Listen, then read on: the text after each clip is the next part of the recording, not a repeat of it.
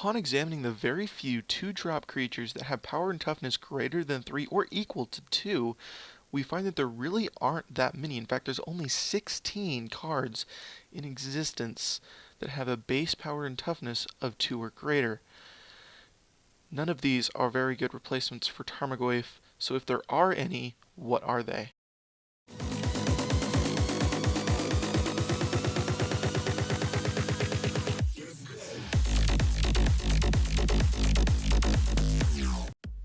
Hello everybody and welcome to a topic that is widely discussed and widely wondered.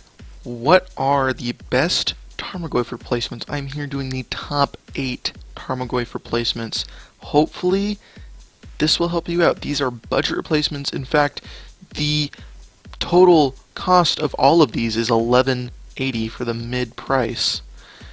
That's 1/20th of one Tarmogoyf. Granted, they're not playsets, so multiply that number by 4, which gives you about $45 for a playset of every single one of these cards, which is actually a very good deal.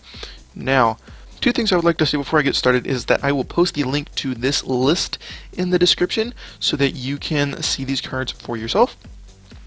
And the second thing is the sideboard here. These are the honorable mentions, and I will go over these in a second right before I start. Before we get started, I would like to go over what makes a Tarmogoyf good and what the requirements to be a Tarmogoyf replacement is.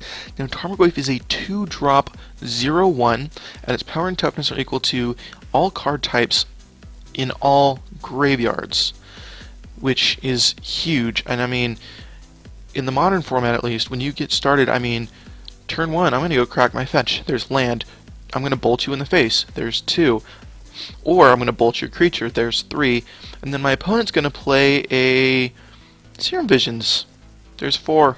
Turn 2, 4/5 Tarmogoyf. You really can't beat that, and that's why Tarmogoyf is so valuable.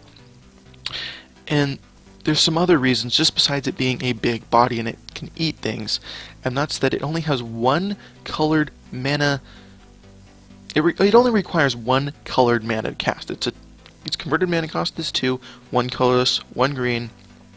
So we're looking for cards that are easily splashable for.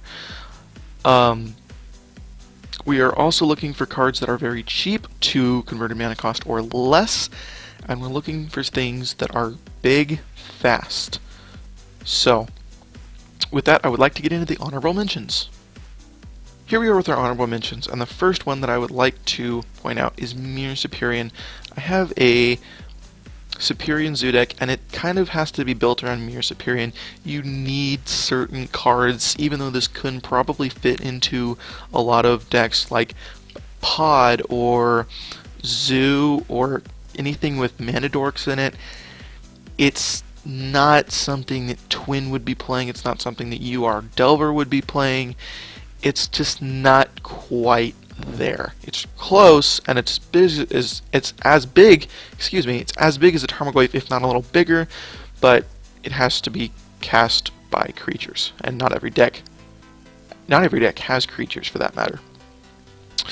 So the next one I would like to go over is Woolly Thaktar, and the reason that this didn't make the list is it can't be splashed for. It's not something that you can just say, oh, here's a replacement for Tarmogoyf, 4/5, go in the deck. No, you need 9 colors. You need red, green, and white to cast this thing. That's 5/4, so even though it's a really good card, really good in Naya Zoo, just not quite there. So the next one is Scab Clan Mauler, and this is a 2-drop 3/3 with trample. Compared to some of the other potential replacements, it's not quite there.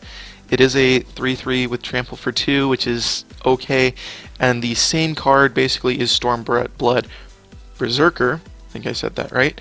And it's a 3/3 that can't be blocked by 2 or more creatures. This is a little bit better than Scab Clan Mauler, and a little worse because it can't be blocked by 2 or more creatures, but it can be blocked. And while Scab Clan Mauler has trample, yeah, it's personal opinion, I think, at that point. And then the last one is Watchwolf. It's a 2 mana 3/3. I mean, it's a 2 mana 3/3. It's a smaller woolly Thoktar, and this doesn't make the list because it's not big enough, it can't grow, it's not a really good late game top deck. There's just a lot of reasons, and you cannot splash for this. So, without further ado, let's go ahead and get into the top 8 replacements for Tarmogoyf. Coming in at number 8, we have Boneyard Worm. Now, I chose Boneyard Worm because it is a 2-mana faux Goyf. Its power and toughness still rely on the graveyard. It dies if there's nothing in the graveyard, so you can't play this turn 2 probably. It is a later game play that is probably a 2-mana 4/4, probably. Especially if you're playing a creature-heavy deck, this is probably one of your best bets to replace the Tarmogoyf. Same converted mana cost, same mana cost exactly actually, and it kind of goes off the same points as the Tarmogoyf does. It's a graveyard-based creature. Coming in at number 7 on the list is Skinshifter. Now this made number 7, and I see this a lot higher up on other people's lists, but from the one that I've compiled, this doesn't really stack up to the ones that are better than this. Again, this is 2-drop 1/1, same converted mana cost as Tarmogoyf, same mana cost as Tarmogoyf, 1 colorless, 1 green, and for 1 green, it can become a 4/4 with trample, a 2/2 and flying, or a wall, basically. It can be activated at instant speed, which is kind of nice, but it's not something that I would really put in. It requires mana, and it's just a constant mana, so you have to keep leaving mana open for it. It kind of takes away from your game plan, and that's not something you want with a faux Tarmogoyf. So number 6 on the list is Death's Shadow. Now this is kind of interesting. This is one that I kind of just came up with myself. It's not a Tarmogoyf in the early game. Late game, if you top deck this is probably a really good top deck. It is very easily splashable for. It costs 1 black, and it let's say you're at 10 life, 1-drop 3/3. That's already really good. So you're at 9 or 8. It's already a 4/4, 5/5. And generally, when Goyfs get big, it's towards the later game when you're going to have less life, and Death's Shadow kind of reflects that in a really nice way. The only reason it's not lower on the list is because it is black, and if you're making a blue, red, green Splinter Twin deck, you don't want to have to replace your fetch lands just to get Death's Shadow in there.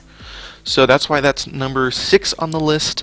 It can eat Tarmogoyfs. It's not quite as good as Tarmogoyf though, but it is definitely useful, especially with against decks like Burn, or especially because there are shock lands and fetch lands, and those deal you damage, so most likely by turn 3 or 4 you're going to be below 10 health. That's in my experience. Generally you're going to be below that number of health, and it's going to be a 1-drop 3/3, 1-drop 4/4 most of the time.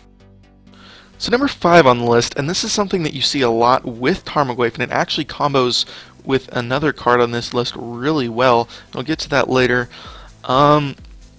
This is kind of like a Skinshifter that I feel like it has better utility. This can be used against Burn. You gain life from it. It's kind of counterproductive with Death's Shadow in it. I don't know if I would use these in the same deck, but it can grow big. It does gain you life. It is kind of circumstantial at this point. I think I might want a Boneyard Worm, but what Scavenging Ooze has going for it is its base power and toughness is 2/2, and if the graveyard gets exiled for some reason, it's not going to die, and it gains you life. So, I mean, Scavenging Ooze at this point should be kind of obvious. So that's really all I have to say about that one. Okay, so now we're into the top 4, and number 4 on the list is Jotun Grunt. That is a 2-mana 4/4. And he's always a 2-mana 4/4. And cumulative upkeep, you have to put 2 cards in a single graveyard on the bottom of their owner's library. And this is really good. You can basically get stuff from your library back into your library if you really need to, especially with all the fetches and instants and sorceries, and you can even do this with opponents' graveyards, as I understand, and this actually will take Goyf and make it worse, and makes Jotun Grunt a lot better. So this can potentially eat Tarmogoyfs itself, and that's really the main reason why it's on the list. It is a 2-mana 4/4 that makes Tarmogoyf worse, and if you're finding a replacement for Tarmogoyf, you better have a way to get around Tarmogoyf. And this does both things very, very good. So this is definitely probably one of the better replacements for Tarmogoyf that I've seen if you're running white or if you want to splash for white. Definitely a very good card. So number 3, we have Kavu Predator, and this is the card that I was talking about with Scavenging Ooze. This card also combos really well with Grove of the Burn Willows. And I'll flash that up here on the screen for you guys to see. It is a 2-mana 2/2 trample, and that's just okay, you know, whatever. But whenever an opponent gains life, you put that many +1/+1 counters on Kavu Predator. So let's say you have a Scavenging Ooze on the field, and I'll pay 2 green, exile 2 dudes, I'll gain 2 life, which puts 2 +1/+1 counters on Kavu Predator, and 2 +1/+1 counters on Scavenging Ooze. Also, if they try and Lightning Helix Kavu Predator, it gets 3 +1/+1 counters, so that doesn't work. And there's really a lot of ways that you can make Kavu Predator work. It's not higher up on this list just because you kind of have to incorporate some other cards with it.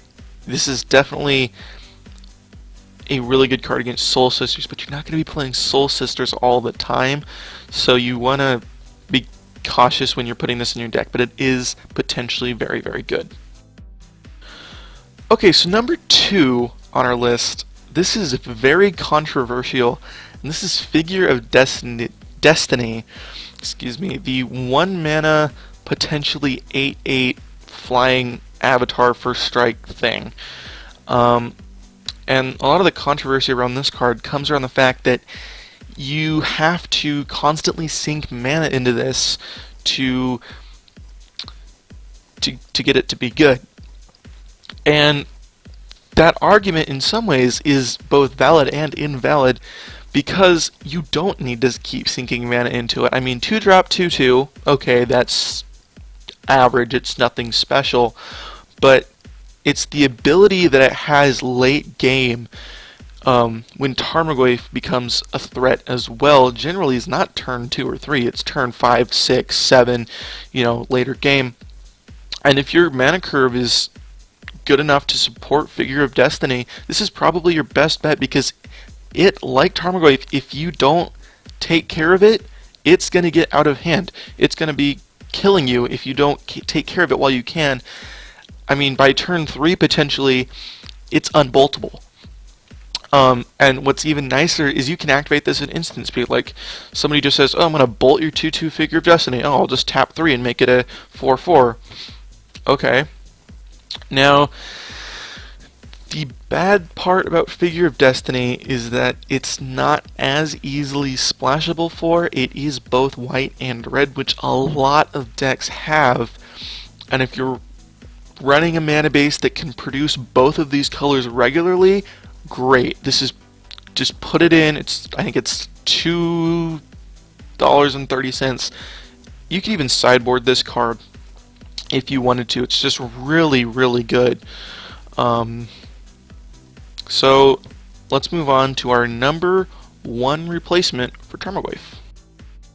So here we are with our number 1 replacement for Tarmogoyf, and before I give this to you guys, don't hate. This is kind of a personal list. It's the best thing that I could find, and again, this is just for the modern format. I'm not talking about Legacy or Vintage. I don't really know enough about those to do some kind of list like this. So our number 1 pick is Lasher Kudzu, and I feel like this card is very much underrated. Same cost as Tarmogoyf, you can splash for it. And if you look at almost any single deck in the modern format, it runs probably 4 to 8 fetch lands, if not more, which means turn 3 you can have a 3/3, turn 4 you can have a 5/5. I mean, landfall after landfall after landfall, especially if you pair this with something like Knight of the Reliquary, it just kind of gets out of hand. And I mean, it grows by 1 each turn. This is very, very good late game. It's not a crazy good top deck, but if you have this in your hand or you draw it turn 2 or 3, definitely it's a really good card. And I feel like it's kind of undervalued a little bit. So I hope that helped some of you guys. Again, these are budget replacements for Tarmogoyf.